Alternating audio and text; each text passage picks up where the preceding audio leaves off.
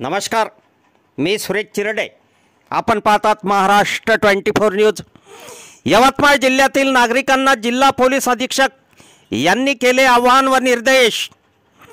प्रसिद्धी पत्रकाद्वारे जिल्हा पोलीस अधीक्षक कुमार चिंता यांचा समाजकंटकावर कडक कारवाई करण्याचा निर्देश. यवतमाळ जिल्हा पोलीस अधीक्षक कुमार चिंता यांनी आज दिनांक 18 मार्च रोजी प्रसिद्धी पत्रकाद्वारे जिल्ह्यातील नागरिकांना आवाहन व निर्देश दिले आहेत.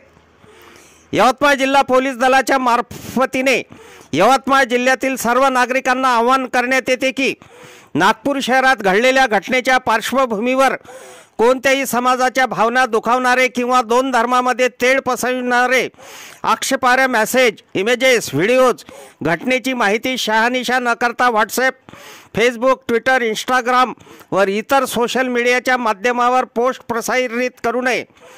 कोणत्याही अफवा पसरू नये.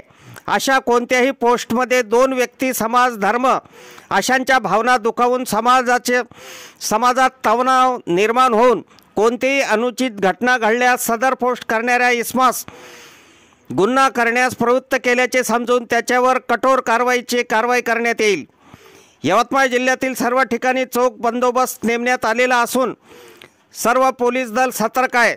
तसेच सोशल मीडिया मॉनिटरिंग सेल स्थापन करण्यात आला असून सर्व व्हॉट्सअप, फेसबुक, ट्विटर, इंस्टाग्राम व इतर सोशल मीडिया माध्यमावर बारकाईने लक्ष ठेवण्यात येत आहे.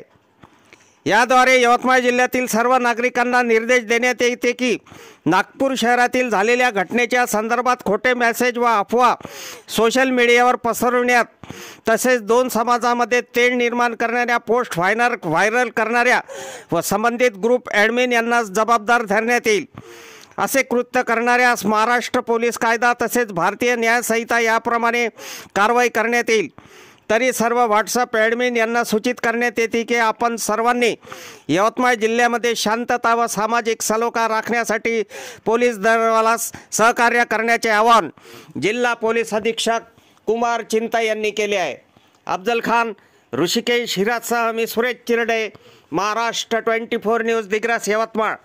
आमच्या पुढील बातम्याचे अपडेट पाहण्याकरिता आत्ताच आमच्या चॅनलला सबस्क्राईब करा व बेल आयकॉनवरती क्लिक करा. धन्यवाद.